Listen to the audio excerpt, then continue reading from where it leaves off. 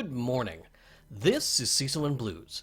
Thank you for joining me for another Final Fantasy XIV Heavensward video. Today I'm going to go over the new abilities learned by summoners as they level from 50 to 60, and how they change summoner gameplay at max level. Like most jobs, summoners gained 5 new abilities, and while most of them are valuable on their own, they are also interconnected with each other in a meaningful way that makes them stronger as a whole, creating a shift in summoner gameplay at 60 while not diverting from what longtime summoners would feel is their core identity. The first ability learned is Pain Flare. This is an instant cast 200 potency AoE centered on target. It has a 10-second cooldown and costs a stack of Aether Flow. It provides you with a strong AoE follow-up to augment Bane and Miasma 2. Pain Flare also gives you a natural choice for spending all of your Aether Flow stacks in an AoE pull instead of just one, a fact that synergizes in an important way with your other abilities. More on that later. At 54, you will gain access to Ruin 3, which is a 120 potency spell with a cast time of 2.4 seconds. Off the cuff, that just sounds like a straight upgrade to Ruin 1. But there is a catch. It costs about 11% of your mana instead of 2%, which for 40 potency doesn't sound like a really fair trade. But there's another catch. Ruin 3 also has a synergy with one of your higher level abilities, but that won't become relevant until level 58. So I'll come back to it.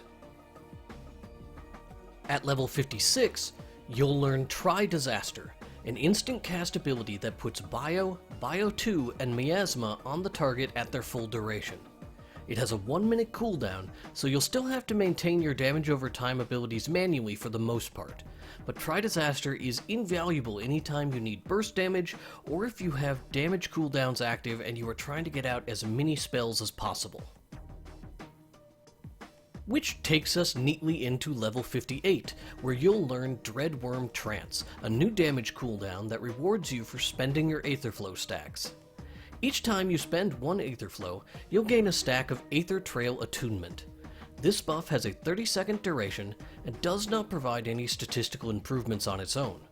But once you reach 3 stacks, you will be able to activate Dreadworm Trance, which provides a 10% damage increase as well as lowering the cost of Ruin 3 by 90% for 15 seconds. This is most dramatic during boss encounters, where you can start the fight by applying your damage over time abilities normally, stack up your Aether Trail through Fester, and then unleash Dreadworm Trance and use Try Disaster to reapply your dots, then spam cast Ruin 3 until you've run out of time. Just as time runs out, you'll want to use your final ability, learned at level 60. Death Flare is an instant cast spell that delivers a 400 potency attack to the target and all enemies nearby. It has a recast of 30 seconds, but it can only be cast while you are in Dreadworm Trance. It will also clear the Dreadworm Trance effect, regardless of how much time is remaining. As described above, in single target encounters it is best to use this when you have less than 3 seconds remaining on Dreadworm Trance. But Death Flare is also one of the more devastating AoE abilities in the game. During AoE pulls, you can use Bane and Pain Flare to charge up your Aether Trail stacks, and then activate Dreadworm Trance and dump it immediately into a Death Flare. If the targets are going to live long enough for it to make a difference, you can use Miasma 2 and drop down a Shadow Flare before ditching that 10% damage bonus. This collection of abilities has really turned summoners into potent AoE murder machines that can rival any black or white mage. Their single target damage remains exceptional and consistent. Additionally, Try Disaster helps summoners get back into full swing quicker when targets leave the fight for extended periods of time, or if they have to switch targets in the middle of an encounter.